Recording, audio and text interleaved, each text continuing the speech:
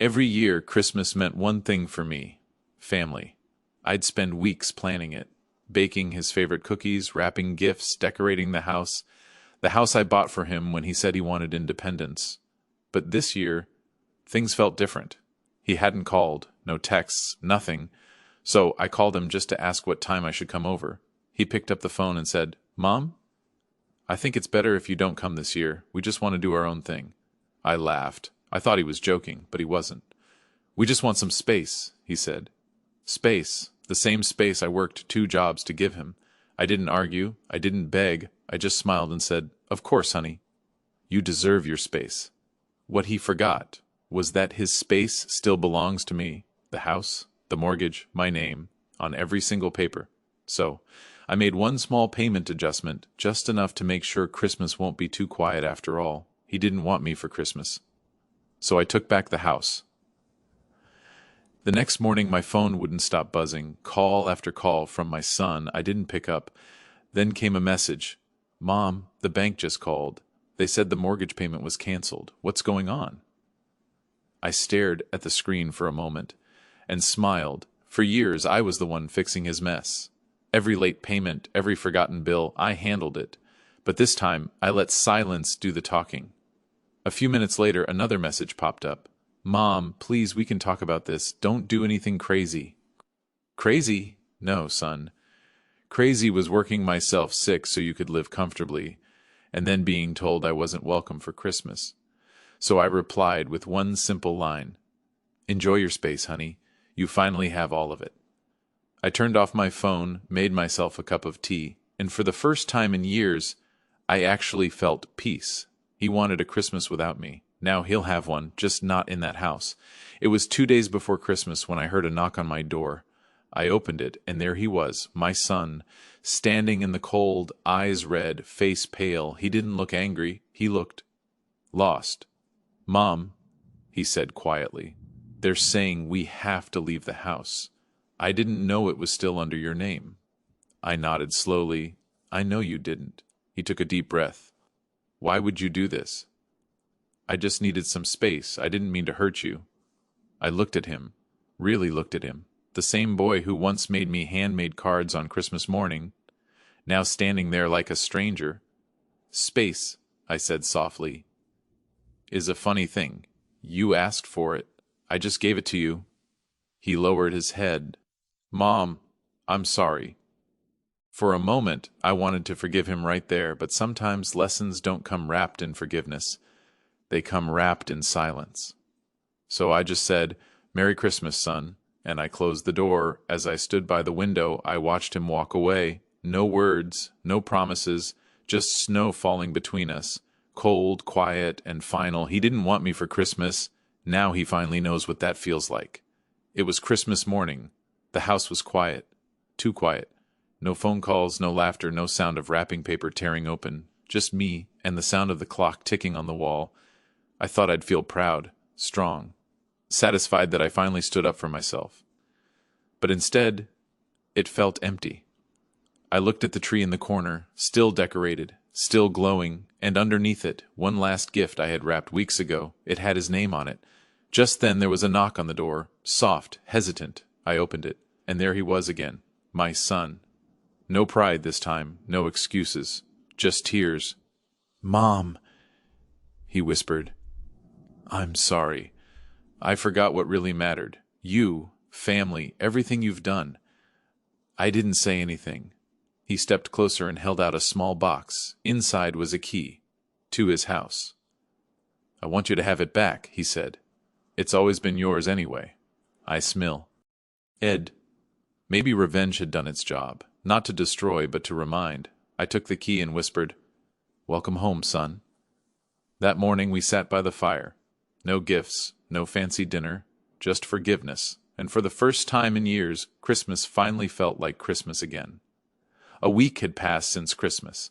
The snow outside had started to melt. But something inside me still felt frozen. My son had been visiting every day since that morning, helping around the house, fixing small things, and quietly trying to rebuild what he broke.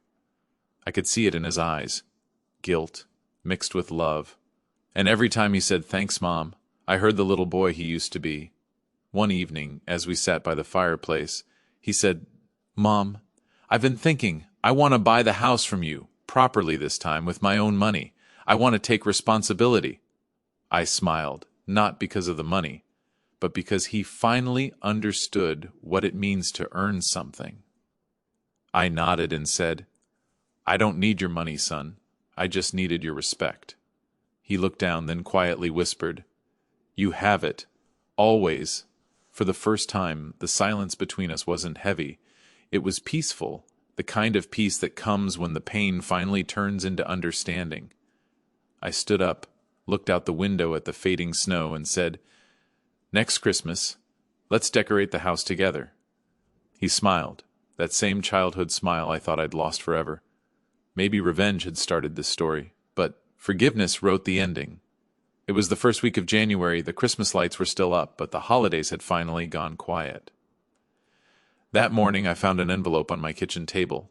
My son must have left it the night before, no message, just my name written in his handwriting. I opened it slowly. Inside was a letter. I read that letter 3 times.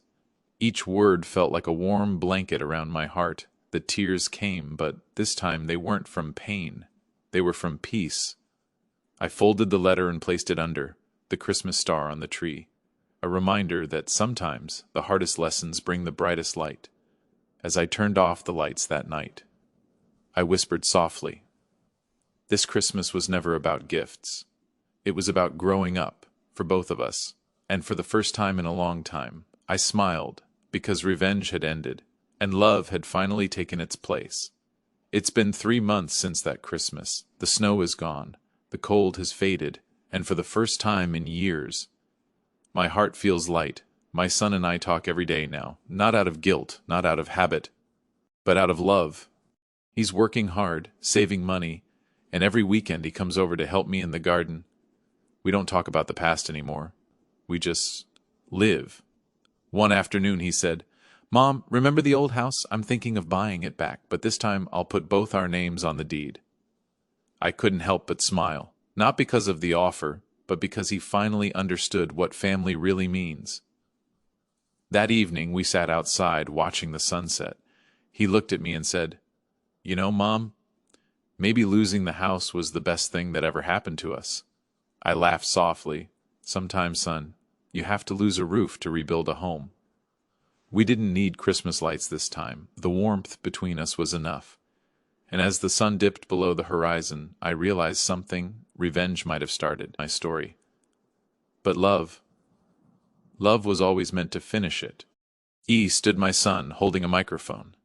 He looked nervous, but when he saw me, he smiled. "Good evening, everyone," he began. "I want to share a story about a woman who taught me everything about love, sacrifice, and forgiveness." He took a deep breath. "She's my mother.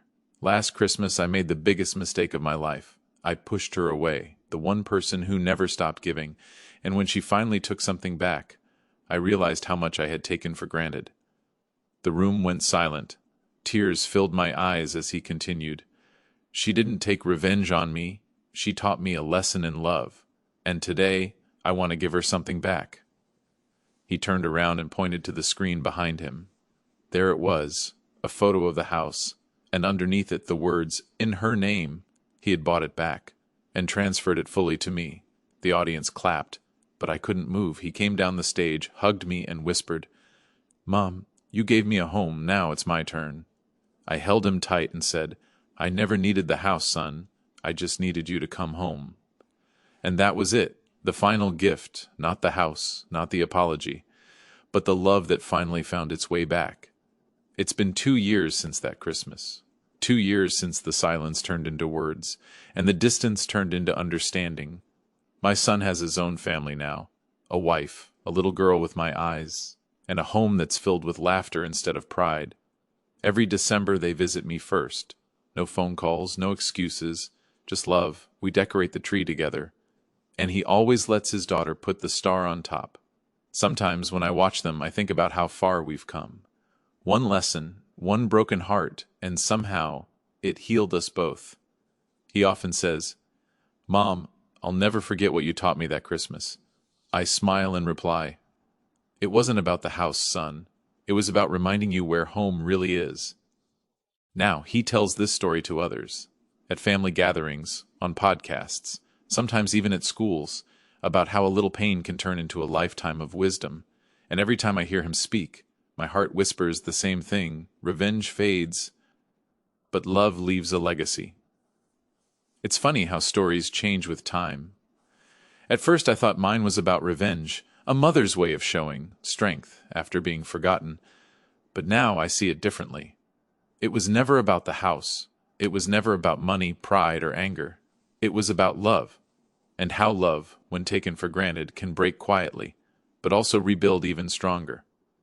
Sometimes life doesn't give us happy endings. It gives us honest ones, the kind that teach, heal, and remind us who we really are. If you've ever been hurt by someone you love, don't rush to destroy them. Let silence, patience, and time do what anger never could. Because true revenge isn't about making them suffer. It's about showing them what they lost, and finding peace in what you still have. I forgave my son long before he said sorry, and that was my freedom. Now when I sit by the window every Christmas, I don't think about the pain or the past. I just smile, because love came back home, and this time it decided to stay.